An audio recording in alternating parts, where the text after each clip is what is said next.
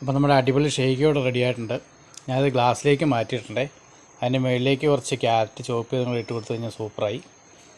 Hello നമസ്കാരം, ഞാൻ Jason. J ടിപ്സിലേക്ക് സ്വാഗതം. ഇന്ന് നമ്മൾ ഉണ്ടാക്കാൻ പോകുന്നത് ഒരു ഷേക്കാണ്. വെറും ഷേക്കല്ല, ക്യാരറ്റ് ഷേക്ക്.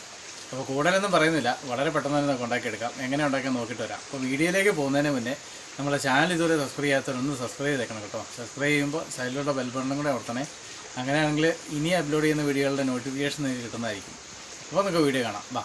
നമ്മുടെ ക്യാരറ്റ് ഷേക്ക് ഉണ്ടാക്കാനായിട്ട് നമ്മളൊരു മിക്സിയുടെ ജാർ എടുത്തിട്ടുണ്ട്. അതിൻ്റെ അകത്തേക്ക് നമ്മൾ ആദ്യം ചേർത്ത് കൊടുക്കുന്നത് നമ്മുടെ പ്രധാന ഇൻഗ്രീഡിയൻ്റ് ക്യാരറ്റാണ്. ഇത് നമ്മളൊരു 3 ചെറിയ ക്യാരറ്റാണ്, അല്ലെങ്കിൽ വലുതാണെങ്കിൽ 2 ക്യാരറ്റാണല്ലോ മതി. അപ്പോൾ ഒരു 3 ക്യാരറ്റ് നമ്മൾ കുക്കറിനകത്തിട്ടൊരു 3 വിസിൽ വരെ വേവിച്ച് അത്യാവശ്യം നല്ലൊരു വേവിച്ചെടുത്താണ്. അപ്പോൾ അത് ഈ മിക്സിയുടെ ചെറിയ ജാറിലിട്ട് നമുക്കൊന്ന് അടിച്ചെടുക്കാം. അപ്പോൾ അത് നല്ല ചെറിയ ജാറിലിട്ട് കഴിഞ്ഞാൽ നല്ലപോലെ അടിച്ച് കിട്ടും.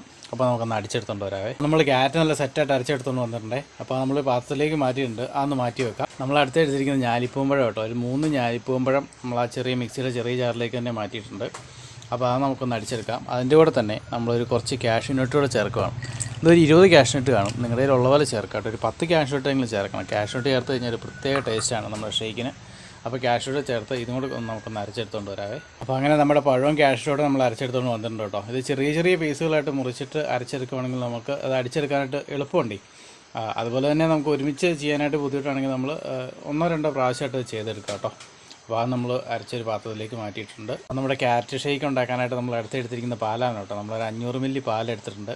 അപ്പോൾ അത് നമ്മളൊരു മിക്സിയുടെ ജാറിലേക്ക് മാറ്റിയിട്ടുണ്ട്. ഈ പാല് ഞാൻ ഇന്നലെ ഫ്രിഡ്ജിൽ വെച്ചെന്ന് അത്യാവശ്യം ഒന്ന് കട്ടിയാക്കി എടുത്താണ്. ഒരുപാട് അങ്ങോട്ട് ഐസ് ആകണ്ട കേട്ടോ. അപ്പോൾ ഇത് തീരെ കുറുകായി പോകാനും പാടില്ല. അപ്പോൾ ഒരു മീഡിയം ലെവലിൽ തണുപ്പിച്ചെടുത്താൽ മതി. അപ്പോൾ അതിലേക്ക് നമ്മൾ ആദ്യം ചേർത്ത് കൊടുക്കുന്നത് പഞ്ചസാരയാണ്. പഞ്ചസാര നമ്മൾ 6 ടേബിൾ സ്പൂൺ പഞ്ചസാര നമ്മൾ അതിൻ്റെ ചേർത്ത് കൊടുക്കുകയാണേ. അപ്പോൾ അത്യാവശ്യം ഷേക്കാണെങ്കിൽ അത്യാവശ്യം മധുരം വേണമല്ലോ, അതുകൊണ്ടാണ് നമ്മൾ പഞ്ചസാര അത്രയും ചേർത്ത് കൊടുക്കുന്നത്.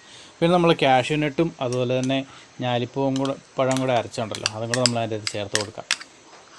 അടുത്തായിട്ട് നമ്മൾ അതിൻ്റെ അകത്തേക്ക് ചേർക്കുന്നത് നമ്മുടെ ക്യാരറ്റാണ്. ക്യാരറ്റ് നമ്മൾ അടിച്ച് വെച്ച് നമ്മൾ അതിൻ്റെ അകത്തേക്ക് ചേർത്തിട്ട് ഇത് നല്ലപോലെ ഒന്ന് അടിച്ചെടുത്തുകൊണ്ട് വരാം കേട്ടോ. നിങ്ങൾക്ക് ഒരുമിച്ച് അടിച്ചെടുക്കാൻ ബുദ്ധിമുട്ടാണെങ്കിൽ 2 ഘട്ടമായിട്ട് അടിച്ചെടുക്കുക, അതായിരിക്കും എളുപ്പം. കാരണം ഒരുപാട് നിറച്ചുണ്ടെങ്കിൽ നമുക്ക് അടിച്ചെടുക്കാനായിട്ട് ബുദ്ധിമുട്ടാണ്.